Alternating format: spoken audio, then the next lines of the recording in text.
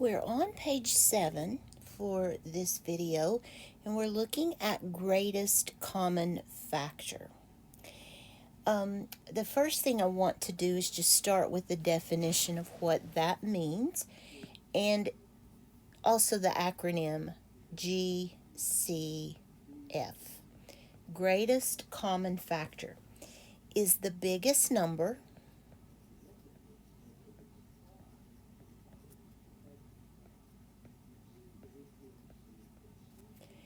to divide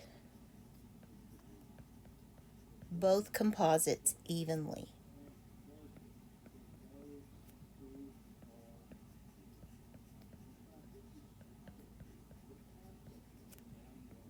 And my handwriting is atrocious. I'm so sorry. Let me put my pen back in a case and maybe that will help a little bit. I can barely read it myself and I know what I'm trying to say.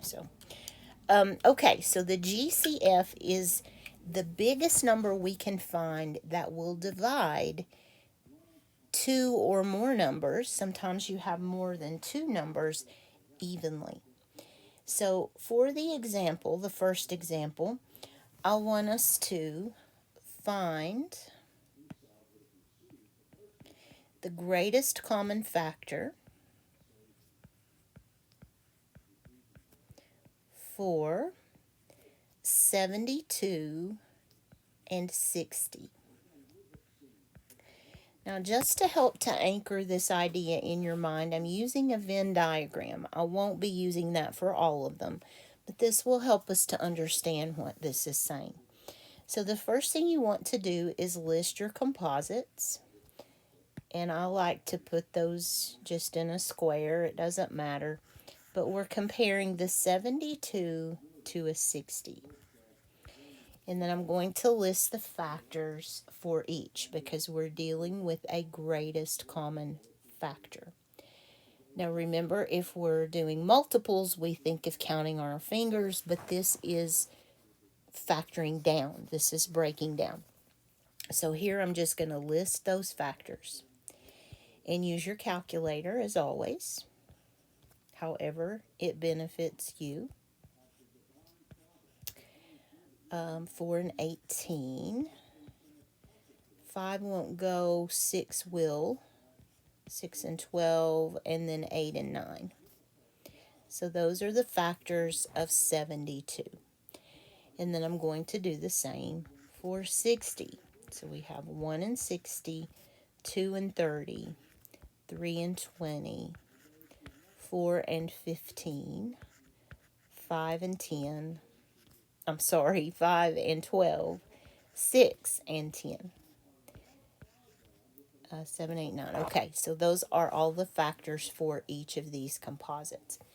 And now I'm going to highlight ones that are common. So, of course, they both have a 1. They both have a 2. They both have the 3. They both have a 4. They both have a 6.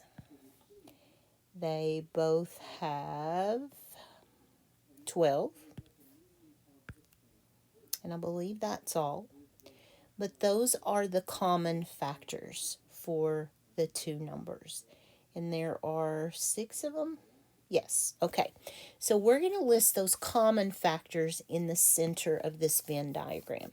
So anything that they both have goes in here. So 1, 2, 3, 4, 6, and 12.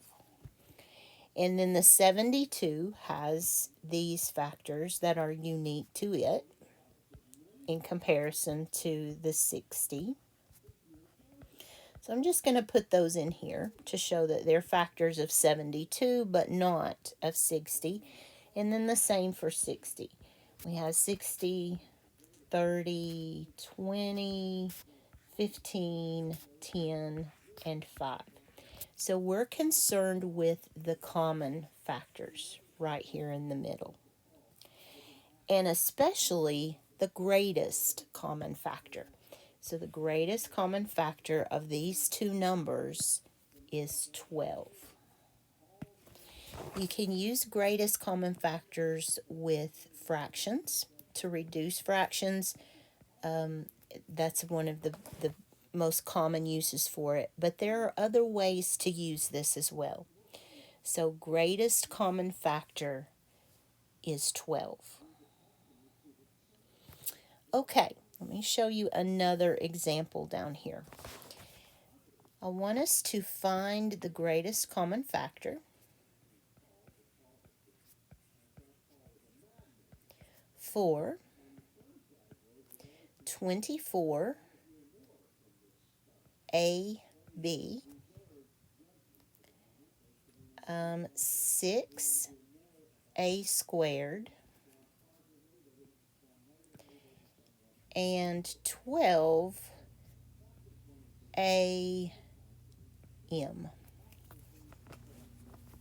Now don't panic on me. We can do this. You have the background knowledge to do this. So the first thing you want to do is make a space for your composites.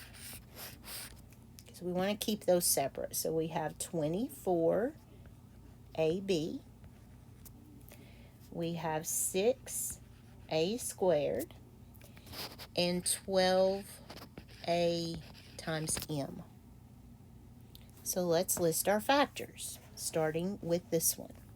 So we have a 1 and a 24, a 2 and a 12, a 3 and an 8, a 4 and a 6, but we also have an A and then a B. So just write those down there as factors. The 6, we have a 1 times a 6, a 2 times a 3, and then an A and another A. A times A is A squared. Then 12, we have 1 and 12, 2 and 6, 3 and 4, 1A and 1M. And now let's look for the common factors.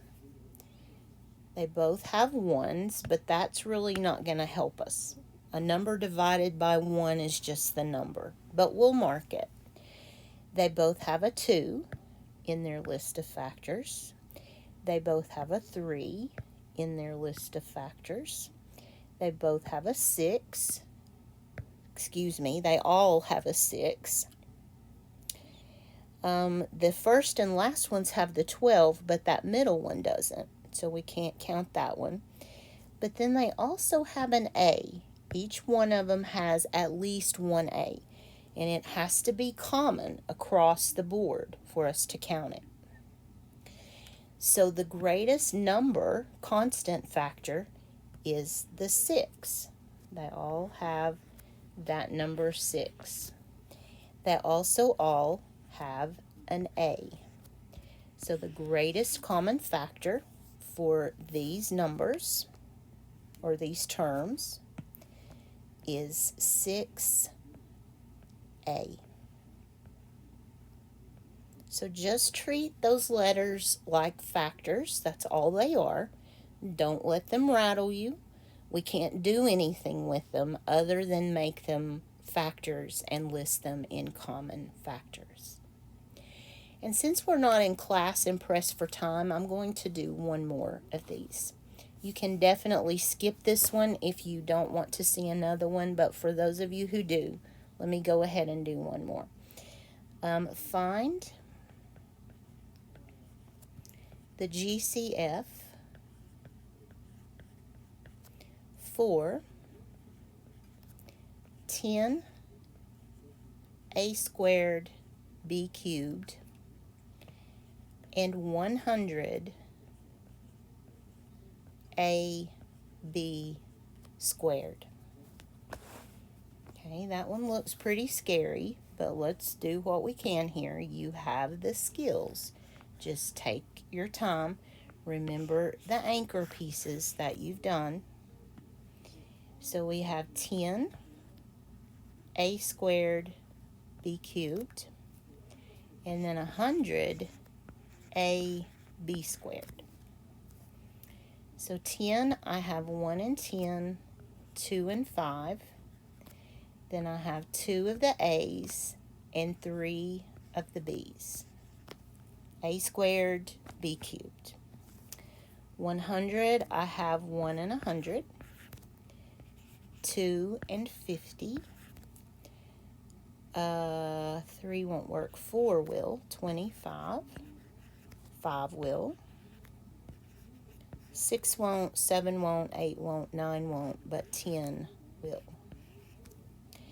And then we have 1A and 2 B's. So let's look for commonality, the things that are alike. We have the 1, of course. We have the 2. We have the 5. And we have the 10. So all of the factors of 10 are also factors of 100. We have 1A, and we can count 2 B's. So the greatest common factor, you want the largest number that you can find, that's the 10. And we can count 1 of the A's, 2 of the B's. So the greatest common factor, I forget that every time, don't I? Greatest common factor is the 10, 1A, and B. That's not the way we're going to leave it. We would say 10AB squared is the greatest common factor. Okay, this is going to go with problem set 4, and there's a video of that as well. I am going to stop this video before we look at page 8, which sort of goes along with this, but this video is getting very long. So I'm going to stop it, and I'll see you on page 8 in the next one.